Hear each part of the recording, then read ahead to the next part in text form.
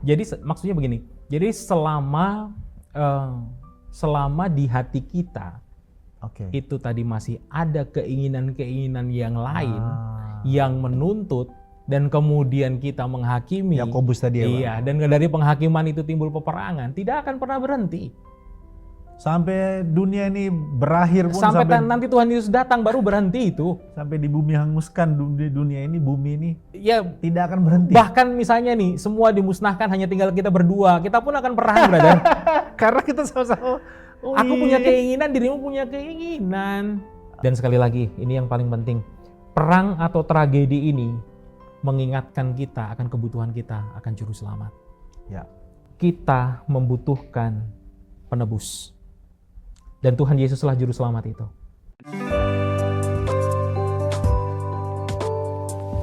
Tiga, dua, satu, ngobrolin pesona Injil yuk setiap hari. Saudara-saudari, bayangin di dalam satu rumah seorang bapak keluar dari rumahnya melihat di luar terjadinya perang yang begitu hebat. Lalu kemudian di dalam rumah ada anak, ada istrinya, ada keluarganya. Saya ngajak kita untuk berimajinasi kira-kira apa yang akan saudara lakukan kalau saudara jadi bapak tersebut. Apakah saudara akan ikut berperang? Atau apakah saudara akan melarikan diri atau menjaga keluarga saudara? Apa yang akan saudara lakukan? Nah, hari ini Igrea Ngopi podcast kali ini saya mau ngajak kita untuk membahas satu tema yang sensitif, bisa dibilang sensitif, atau bisa dikatakan ini satu tema yang berat. Kita coba ngomongin tentang perang. Nah, apa kata Alkitab atau apa kata Injil mengenai perang ini? Bersama dengan saya, tidak asing lagi, Pak Bro saya, yaitu Pastor Daniel. Gimana Pak Bro? Oke, nice to see you. Jadi openingnya seperti itu. Yeah. Karena sekarang kan lagi lagi perang ya. Zaman perang ya. Zaman perang sekarang antara Iran, kemudian Amerika, Israel. Jadi Bapak Ibu Saudara, kita akan coba melihat dari sudut pandang salib atau dari sudut pandang Injil, dari relasi Injil seperti apa perang itu. Pak Bro, ada yang mau dikasih tahu? Ya, terima kasih ya. Memang betul bahwa ini adalah topik yang sangat sensitif, tapi kita tidak melihat atau tidak mencari tahu. Kita tidak akan mencari tahu siapa yang benar, siapa yang salah, siapa yang lebih kuat dan kita siapa bukan yang pro siapa-siapa ya. Bukan pro siapa-siapa. Tapi kita akan melihat perang ini dari lensa Injil. Dari lensa pasti Injil. Menarik ya kan? Wow. Kita inilah namanya kita menginjili hidup. Sekarang kita menginjili perang. Kita menginjili perang. Nice. Oke, aku mau masuk ke pertanyaan yang mendasar dulu Pak Bro terkait dengan perang ini. Pertanyaan sederhanaku adalah mengapa harus ada perang ya? Mengapa harus ada perang? Sebetulnya bukan dimulai dari apa ya? Mengapa harus ada perang? Seharusnya Tapi apa? sebetulnya kalau kita mau bicara perang, kita perlu kembali dulu ke dalam rancangan Allah pada awalnya. Karena kan perang ini sebetulnya bukan rancangan Allah. Siap. Kita kembali ke meta narasi Injil lah ya, Betul. atau story of the gospel ya. Jadi bukan Penciptaan. kalau nanti kalau kita bicara nanti mengapa, sebetulnya Allah tidak merancang itu. Yes. Kan gitu ya. Nice. Jadi misalnya begini, kalau kita melihat kembali ke pada mulanya Allah menciptakan dunia ini, maka kita melihat Allah itu sebetulnya menciptakan shalom kan. Damai. Allah menciptakan damai. Ya, Allah itu merancang damai yang sangat indah. Jadi damai ini menunjukkan adanya kesejahteraan, kalau kita bilang kesejahteraan holistik. Sungguh amat baik. Betul. Integritas, harmoni antara Allah, manusia yang diciptakan dan semua ciptaan yang lain. Nah kan sebetulnya semuanya ini harmoni, semuanya sesuatu yang sangat indah. Jadi dunia itu dirancang tanpa kekerasan, tanpa pertempuran, dan benar-benar manusia diciptakan sebagai imago Dei, sebagai ciptaan Allah, sebagai gambar Allah, untuk apa? Mengelola bumi dengan kasih dan kemudian dengan penuh tanggung jawab. Ya. Nah kemudian ada masalah nih, shalom ini terganggu dengan kejatuhan manusia dalam dosa. Nah kejadian pasal 3 itu kan, Ya. kejadian pasal 3 lah membuat semuanya ini terjadi. Kejadian pasal Hubungan 3. antara Allah dan manusia menjadi putus. Bahkan terus kemudian diikuti di situ dengan peperangan yang pertama. Kain Dan Habel. Kain membunuh Habel. Ya, seperempat 25% dunia habis. Betul. Karena baru ada 2 orang ya. Ya, karena baru ada 4 orang. Ya. Ya kan, satu dibunuh habis itu semuanya. 25% bahkan populasi dunia habis gara-gara itu. Ya. Nah, lalu kemudian menarik di Kejadian pasal 6 ayat 11 muncullah di situ kata Hamas. Kata Hamas. Kekerasan. Oh iya. Ternyata hati manusia itu Kejadian pasal berapa tadi? Kejadian pasal 6 ayat 14. Kejadian 6 ayat 11 maksud saya. Kejadian 6 ayat 11. Jadi Alkitab menggunakan kata Hamas untuk menggambarkan kekerasan yang meluap dan merusak bumi sebelum adanya air bah. Nah, kekerasan ini bukan rancangan Allah. Oke. Sorry, aku sedikit menyimpang. Ada hubungannya dengan aliansi-aliansi kayak Hamas gitu? Kemungkinan besar namanya saja dipakai. Oh, namanya dipakai. Kemungkinan ya. saja namanya. Tapi di Alkitab muncul kata itu Kata Hamas untuk menunjukkan bagaimana sebetulnya ini gambaran antara apa ya? Kita bisa bilang gambaran keterasingan manusia dari Allah, yang kemudian manusia karena keterasingan dengan Allah ini mencoba untuk mendominasi orang lain. Harusnya manusia saling mengasihi Sesuai dengan rancangannya. ya, jadinya saling mendominasi. Itulah saling makanya menguasai. terjadi perang. Wow. Jadi ini ceritanya bukan hanya sekedar bicara tentang perang atau persenjataan. Ini nggak bicara.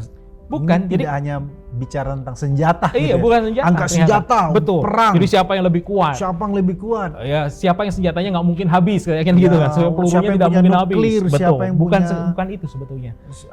Bukan masalah politik, bukan masalah Bukan masalah ideologi, senjata, ideologi, bukan masalah agama, geopolitik, agama. bukan sama sekali bukan. Persoalan. Sebetulnya masalahnya adalah masalah hati. Kembali lagi kita ke hati ternyata. Masalahnya adalah hati. Pusat dari segala sesuatu. Pusat dari segala sesuatu. Ini misalnya ya, ayatnya jelas sekali. Yakobus pasal 4 ayat 1 dan 2 itu bicara begini. Dari manakah datangnya sengketa dan pertengkaran di antara kamu? Kan sengketa wilayah, sengketa apapun ya gini. Sengketa dan pertengkaran di antara kamu. Bukankah datangnya dari hawa nafsumu yang saling berjuang di dalam tubuhmu? Ternyata konflik eksternal itu sebetulnya adalah manifestasi perwujudan dari peperangan internal karena keinginan-keinginan yang tidak teratur. Boleh diulang Pak Bro? Boleh diulang. Jadi ternyata bahwa peperangan, konflik eksternal yang kita lihat sekarang terjadi di mana-mana, bukan hanya dalam skala besar dunia, tapi juga dalam skala kecil keluarga, di keluarga itu ternyata betul terjadi peperangan. Ya? Benar sekali, itu hanyalah manifestasi peperangan yang terjadi di dalam internal. Karena apa? Karena keinginan-keinginan kita yang tidak teratur. Keinginan-keinginan kita yang tidak teratur. Betul. Kita ngomongnya sekarang berhala di hati kita. Cinta kita yang tidak teratur. Itulah sebabnya disorder love. Itulah yang menyebabkan kita semua akhirnya berperang. Jadi yang ada di luar itu sebetulnya adalah gambaran apa yang terjadi di dalam. Jadi gambarannya begini, brother. Kan kita sudah belajar ya bahwa yang namanya berhala itu kan bukan sekedar patung. Tapi segala sesuatu yang kita jadikan sumber identitas, keamanan, atau kebahagiaan utama kita selain Kristus. Nah, kalau kita hubungkan ini tadi ya, perang, keinginan, kemudian akibatnya kok sampai terjadi perang. Ini gambarnya begini kan, kita ingin sesuatu. Kemudian kita menuntut kan. Jadi, ketika sebuah keinginan, bahkan keinginan yang baik itu, misalnya seperti keadilan ya, kan ini butuh keadilan. Katanya bangsa ini emang membutuhkan keadilan karena pemimpinnya korup, pemimpinnya jahat, dan seterusnya. Kita butuh kemudian stabilitas, keamanan di satu wilayah, katakanlah begitu. Ketika ini menjadi berhala, akhirnya ada tuntutan kan? Tuntutan mutlak. Harus dipenuhi nih kalau mau. Jadi keinginan menjadi ketuntutan. Nah, kemudian tuntutan itu akan jadi penghakiman. Kalau keinginan yang dituntut ini kemudian dihalangi oleh seseorang, ada yang menghalangi pemenuhan berhalanya, Jadi karena ingin sesuatu, menuntut sesuatu, keinginan tadi dihalangi, maka kemudian kita cenderung menghakimi. Kita hakimi orang itu. Dehumanisasi. Dehumanisasi. Kalau bahasa filsafatnya kan. Iya. Dehumanisasi. Jadi Iya. orang-orang itu akhirnya dianggap apa? Sampah. Sampah, betul. Nggak berarti. Ya. Karena menghalangi apa? Menghalangi apa yang aku inginkan. Jadi Aku tidak melihat orang-orang itu sebagai gambar dan rupa Allah. Betul sekali. Dianggapnya seperti Dianggap tidak berharga. Nah, penghakiman ini kan, oh kalau begitu dia pantas untuk ditiadakan. Ya. Dia pantas untuk dihabisi. Maka penghakiman itu menjadi peperangan. Ada orang-orang yang merasa apa? Berhak untuk menghukum. Kami berhak ini untuk menghukum ini karena mereka sudah begini dan begitu. Ya. Nah, jadilah peperangan tersebut. Makanya solusi, kalau kita bicara nanti solusi Injilnya sebetulnya tidak bisa selesai hanya dengan perjanjian-perjanjian politik. Ya. Tapi penghancuran berhala di hati kalau mau benar-benar solusi yang benar-benar akan menyelesaikan masalah peperangan itu. Jadi siapapun pemimpinnya itu polanya berulang ya. Akan berulang. Pola keberdosaan itu berulang. Berulang. Ya? Jadi mau sistemnya diganti, politisinya Berulang. diganti. Di negara manapun. Di negara manapun. Coba saudara renungkan, apakah ini masalahnya? Pasti akan dapati masalah ini. Ya, selama seorang tidak mengalami transformasi hati, Betul. di apa istilah kita Betul. tuh, gospel renewal, Betul. mengalami pembaruan Injil. Betul. Kalau tidak Kristus cukup bagi kita, indah bagi kita, berharga bagi kita, maka peperangan itu akan terus terjadi. Wah. Aku mau masuk ke terkait dengan perang, karena perang ini ternyata bukan hanya sekedar di agama lain ya. Kalau kita lihat secara historis Di Alkitab ya, di kita lihatnya ya. Alkitab Oh. ataupun Di mana sejarah Kristen? Sebelum ke Alkitab deh, ke sejarah gereja deh. Apa pandangan gereja terkait dengan perang dalam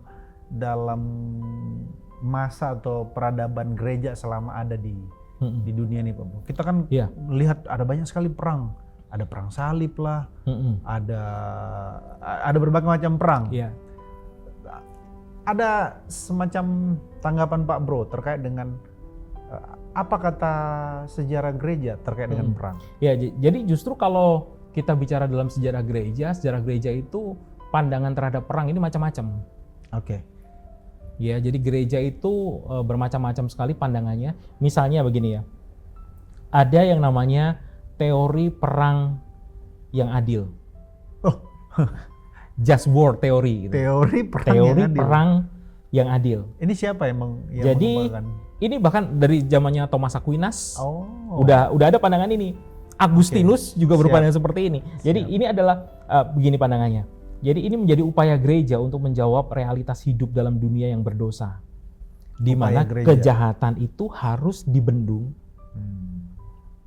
supaya ketidakadilan itu atau supaya melindungi orang-orang yang lemah. Oke.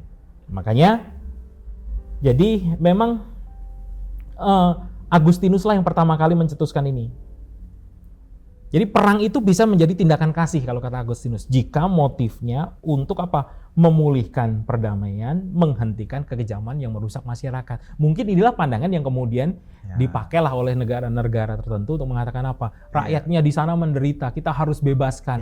Mereka tidak punya kekuatan untuk itu. Atas dasar kasih. Atas dasar kasih. Biasanya kan dilakukan sembunyi-sembunyi kan? Mereka mempersenjatai orang yang kontra di sana, kelompok yang kontra di sana untuk melawan pemerintahnya. Kalau nggak ada yang seperti itu, ya dipakailah kekuatan militer kan? Dikatakan untuk membebaskan rakyat yang menderita. Itu just war. Katanya peperangan yang adil. Ada gitu yang ya. lain, Jadi ada lagi. Jadi ada yang mengatakan begini. Kalau ya namanya keadilan menuju perang. Gimana tuh? Jus ad bellum. Keadilan menuju perang. Ini dipakai untuk gini. Jadi selama yang mencanangkan perang itu adalah otoritas yang sah. Oke. Jadi pemerintah yang memiliki mandat hukum itulah yang mendeklarasikan perang. Maka perang itu bisa dianggap benar. Oh, ada aturan mainnya juga ya? di perang itu ya. Itulah makanya ini kemudian karena ini menjadi satu realitas yang muncul, maka muncullah hal-hal ini. Sehingga ditentukanlah otoritas yang sah yang harus mengadakan. Terus penyebabnya dikatakan harus adil. Jadi harus ada alasan yang sangat serius. Seperti pembelaan diri, ada agresi militer nih. Ya. Di sana tidak punya kekuatan untuk dapat melawan itu, maka diperbolehkan untuk membantu. Gitu ya. Asal diadakan dengan niat yang benar, menegakkan keadilan, untuk memulihkan perdamaian, bukan untuk balas dendam, itu boleh. Bukan untuk ekspansi penjajahan, untuk mendapatkan keuntungan, itu boleh. Atau sebagai upaya yang terakhir nih, tidak ada cara lain nih selain karena negosiasi udah nggak bisa, perang. Itu diperbolehkan. Jadi seolah-olah dibikin syarat-syarat tertentu. Gitu. Itu tadi just war tadi ya, perang untuk keadilan. Nah, tapi ternyata juga di kelompok-kelompok Kristen itu ada yang pasif. Pasifisme. Jadi ini dikatakan mereka ini biasanya menentang segala bentuk kekerasan yang mematikan. Karena dikatakan itu panggilan murid Kristus. Untuk apa? Untuk meniru penyerahan diri Kristus di atas kayu salib. Jadi menolak segala sesuatu. Pokoknya apapun alasannya. Apapun alasannya. Betul. Dan ini selama 3 abad pertama kekristenan mula-mula, inilah yang dipandang. Kan orang Kristen pada waktu itu dianiaya kan? Dan mereka dengan tegas menolak hal itu. Mereka menolak untuk membalas, melakukan kekerasan, gitu ya. Mereka tidak mau tidak mau dinas militer, karena tidak mau orang Kristen itu ikut berperang. Kalau mungkin brother pernah mendengar ada kelompok Mennonite pernah. Amish, iya kan? Ya. Nah, kelompok-kelompok itu juga menolak. Menolak perang ini. Jadi pendapat mereka begini, bahwa warga kerajaan Allah itu tidak boleh terlibat karena mereka hidup di bawah dispensasi kasih, bukan hukum. Jadi tadi aturan-aturan tadi kan? Boleh coba di-elaborate dispensasi kasih ini apa? Jadi ini biasanya kan kelompok Mennonite dan juga Amish ini kan Anabaptis ya. Biasanya terkenal. Nah, itu mereka kan membagi masa dunia ini dengan model dispensasi. Nah, sekarang ini itu ada dispensasi yang ke-6, dispensasi kasih karunia. Nah, karena dalam dispensasi kasih karunia inilah, maka mereka tidak lagi hidup dengan aturan-aturan tadi ya. Jadi termasuk perang di dalamnya. Gitu. Jadi itu yang kedua. Tapi ada lagi? Ada lagi yang ketiga. Jadi yang ketiga itu ini lebih realistis ya. Jadi biasa disebut sebagai realisme Kristen. Nah, itu abad ke-20, Niebuhr lah. Richard Niebuhr. Iya. Dia kan jadi menganggap begini, bahwa karena dia berpandangan dengan bahwa etika Yesus itu kasih murni dan tanpa syarat, itulah ideal yang mustahil untuk diterapkan secara langsung pada hubungan negara-negara yang bersifat egois. Jadi realitas dosa itu mengakui adanya keadilan di dunia ini, dan keadilan yang itu seringkali perlu ditegakkan dengan peperangan.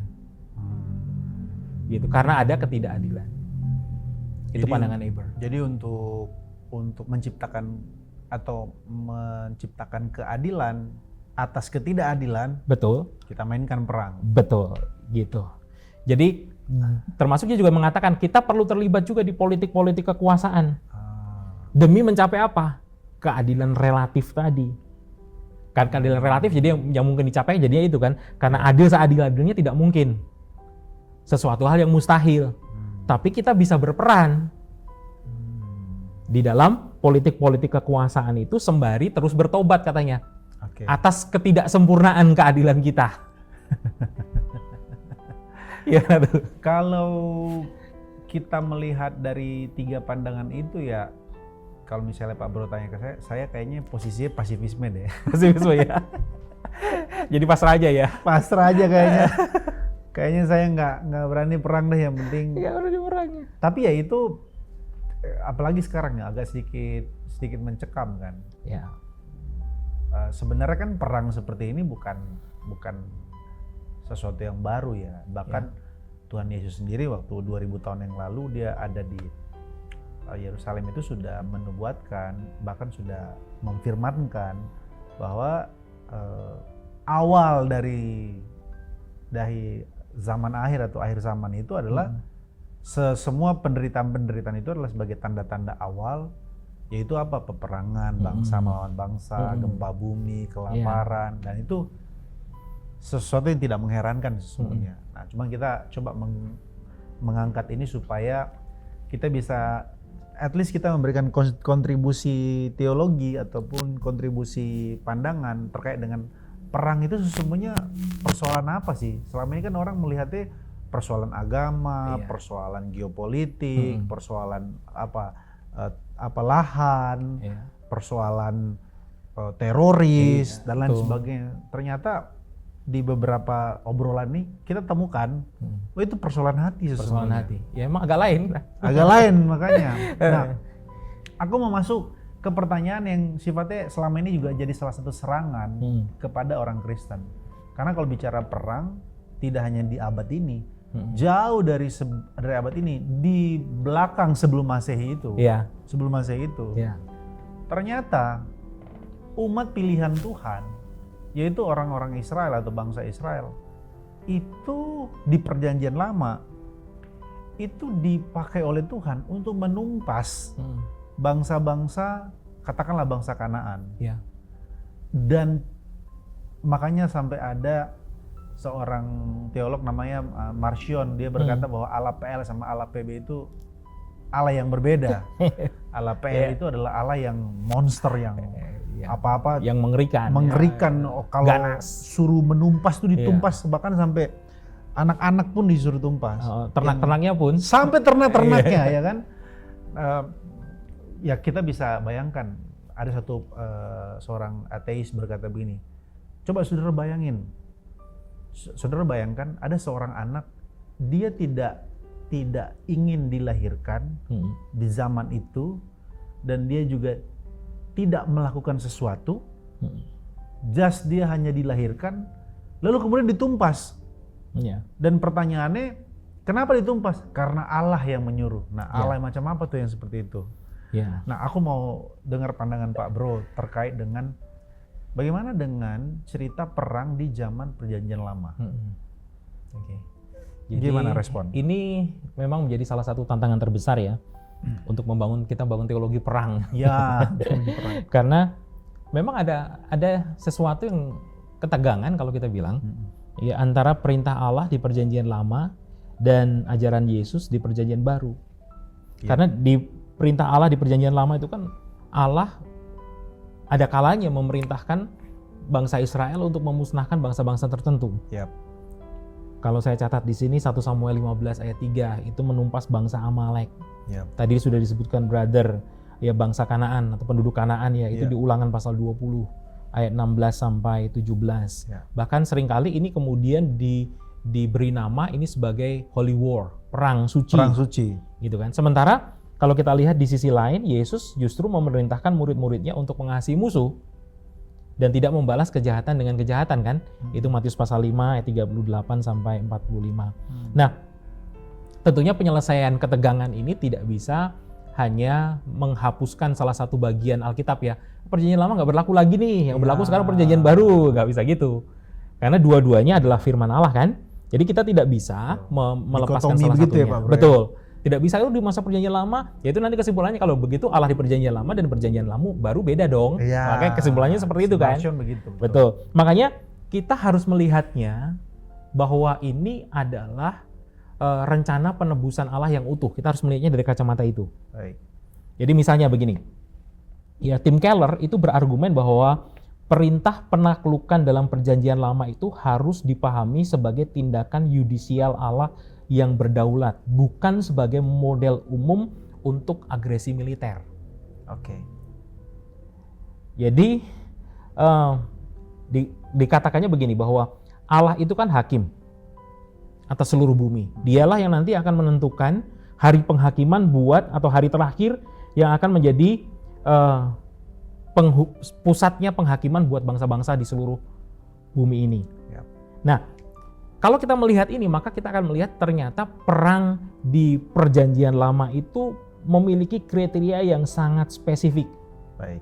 Tidak ada misalnya tidak didasarkan pada perbedaan ras. Jadi bukan karena ini satu Israel, satunya bukan Israel, bukan karena perbedaan ras itu. Kemudian juga bukan tindakan penjajahan, ekspansi imperialis gitu ya. Ya. Imperialisme waktu ada di Indonesia juga kan. Ya. Kemudian untuk mencari kekayaan, tapi apa yang Allah perintahkan itu selalu berhubungan dengan penyembahan berhala dan kekejaman bangsa-bangsa tersebut. Misalnya pengorbanan anak kepada dewa Moloch. Ya. Nah, selalu dihubungkan dengan hal semacam itu. Nah, kemudian lagi perintah ini kalau kita lihat di Perjanjian Lama itu selalu membutuhkan wahyu yang langsung dari Allah dan nggak bisa diganggu-gugat. Allah berfirman, Allah berfirman. Ya. Nah, kalau kita hubungkan sekarang, ini dijadikan dasar buat sekarang. Kira-kira apakah Allah masih berwahyu begitu kepada satu orang tertentu atau kepada satu bangsa tertentu untuk apa tadi? Menghancurkan bangsa yang lain? Jawabannya tidak. Jadi dengan kata lain bahwa pada masa Perjanjian Lama itu jelas entitasnya adalah entitas geopolitik bangsa Israel. Oke. Khusus buat mereka. Sehingga tidak bisa dipakai untuk apa? Sementara kalau kita lihat di Perjanjian Baru sekarang yang menjadi konteksnya adalah komunitas transnasional antar bangsa. Oke. Ya kan? Berarti pelajaran buat kita adalah apa? Bahwa gereja, kalau kita bicara komunitas orang percaya, Ya. gereja tidak lagi mengadakan atau mendukung yang namanya perang suci. Ada yang namanya perang salib kan itu. Termasuk perang salib kan itu. Demi menyelamatkan apa namanya? Itu ekspansi marwah. wilayah ya. Padahal itu ekspansi wilayah. Betul, Ya? ada juga yang karena tadi benar, karena untuk mempertahankan kekuasaan di satu negara gitu kan, atau memperluas karena apa namanya keinginan untuk wah di sini ada ininya gitu, atau tidak tunduk untuk bayar pajak, itu kan jadinya perang gitu. Bukan alasan itu. Gitu berarti. So, kalau kita lihat dari penjelasan Pak Bro, aku mau masuk lebih mendalam, lebih mendasar terkait dengan kekristenan. Jadi perang atau core sesungguhnya dari perang itu sendiri dalam kacamata orang Kristen, Ya. apa yang terutama terkait dengan perang? Kalau Ya. bicara perang, pandangan orang Kristen itu apa? Tadi sudah dibuka dengan Kejadian, bisa tolong Pak Bro Ya. perluas supaya kita punya dapat framework Nah, yang lebih luas. jadi kalau di kehidupan kita biasa mengenal apa yang namanya peperangan rohani. Iya kan? Spiritual warfare. Spiritual warfare. Ya, berarti kan apa? Alkitab mengajarkan kepada kita bahwa sebenarnya kita itu punya musuh. Dan ada musuh utama kita. Ada musuh utama. Iya kan? Jadi ya tadi peperangan itu sumbernya dari dalam diri kita, tetapi kemudian kita pakai untuk apa? Untuk orang lain. Nah, tetapi sebetulnya peperangan yang sesungguhnya itu bukanlah peperangan fisik, tetapi peperangan rohani. Efesus pasal 6 kan? Wow. Ayat 12. Bahwa dikatakan di sana Situ siapa? dia ya, Efesus 6. Perjuangan kita itu bukan melawan darah dan daging, tetapi melawan apa? Penguasa-penguasa di udara. Dan inilah sebetulnya pergeseran yang sangat revolusioner, dikatakan begitu ya. Musuh kita itu bukanlah manusia dari bangsa lain, bukan ideologi lain, tetapi melainkan apa? Kekuatan dosa dan roh-roh jahat yang membelenggu manusia. Oke, aku mau nambahin sedikit pertanyaan sebelum nanti kita power statement, kasih power statement Pak Bro. Aku mau ada sedikit, ya itu kan seolah-olah sangat sektarian ya statement itu, sektarian dalam pengertian peperangan rohani. Sementara kalau kita melihat realitasnya, ini konflik di mana-mana Pak Bro. Apakah seolah-olah itu jadi simplify bahwa ini sekedar peperangan rohani? Menghadapi konflik yang begini banyak, apakah hanya sekedar ini peperangan rohani gitu? Tentu saja Pak tidak. Bro nangkap nggak maksud saya? Nangkap. Tentu saja tidak. Jadi maksudnya begini. Jadi selama selama di hati kita Oke. itu tadi masih ada keinginan-keinginan yang lain Ah. yang menuntut dan kemudian kita menghakimi. Yakobus tadi ya, Pak? Iya, dan dari penghakiman itu timbul peperangan, tidak akan pernah berhenti. Sampai dunia ini berakhir pun, Sampai sampai nanti Tuhan Yesus datang baru berhenti itu. sampai di bumi hanguskan, dunia ini, bumi ini Ya, tidak akan berhenti. bahkan misalnya nih, semua dimusnahkan hanya tinggal kita berdua, kita pun akan perang, brother. Karena kita sama-sama.